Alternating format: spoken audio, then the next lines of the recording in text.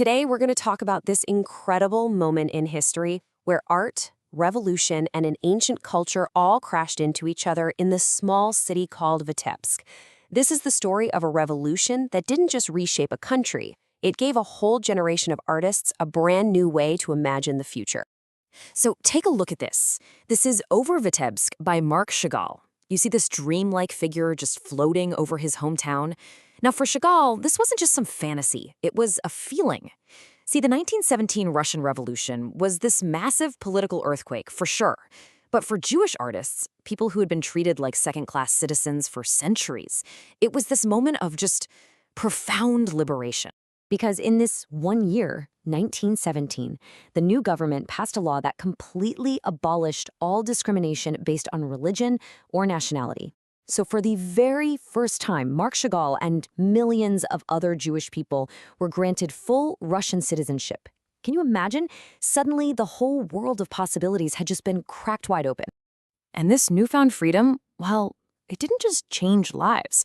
It unleashed this absolute torrent of creativity.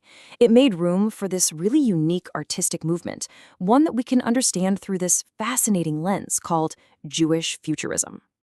Okay, so when you hear the word futurism, your mind probably jumps to spaceships, flying cars, that kind of thing. But Jewish futurism is something else entirely. It's more of a creative philosophy, and it's all about connecting the deepest parts of ancient tradition with really forward-looking innovation. It's not about escaping the past. It's about using modern tools, a paintbrush, a computer, whatever, to retell and reinvent those ancient stories for the future.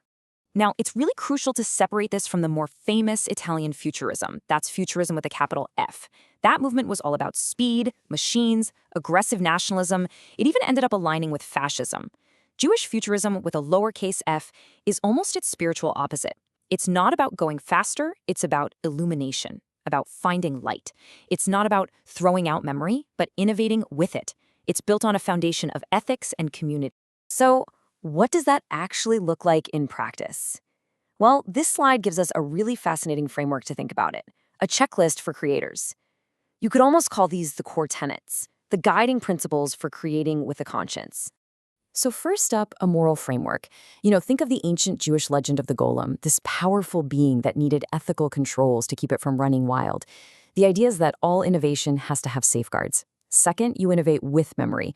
You build a bridge between the past and the future. Third, you illuminate, you don't just accelerate. The goal isn't just raw technological speed, it's spiritual insight. And finally, you build for community. Creation is not a solo act, it's a collective project. And this idea brings us right back to Vitebsk. Because this philosophy, it wasn't just some abstract theory. It was actually put into practice in a real-world experiment, the revolutionary Vitebsk People's Art School. So, fresh off the revolution, and just filled with this incredible optimism, Marc Chagall gets appointed the Fine Arts Commissioner for his entire region. And he uses this new power to make a dream come true. He decided he was going to create an art school for everyone, a real testament to this new age of freedom. You can just feel that joy right here in this painting of him and his wife Bella.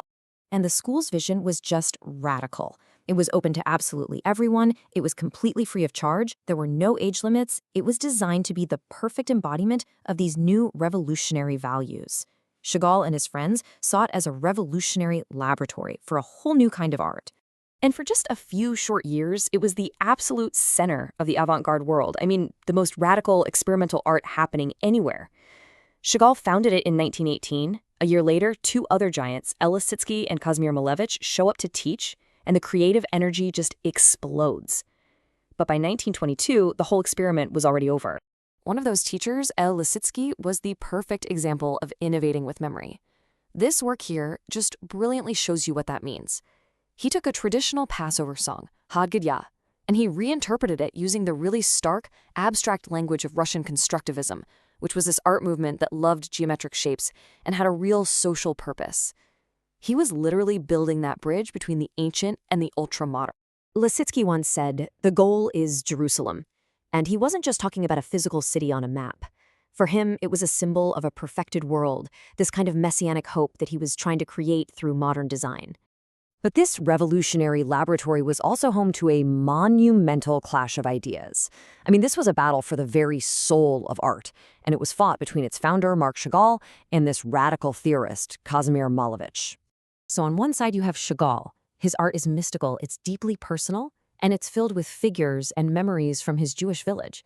He's always looking for a kind of spiritual flight. And then on the other side, you've got Malevich, the founder of an idea called suprematism. He believed art should be purely abstract, totally universal, and stripped of all personal emotion, a future of just pure form. I mean, you could not find a more stark contrast. Look at this. On the left, Chagall's green violinist is just vibrating with music and memory and emotion.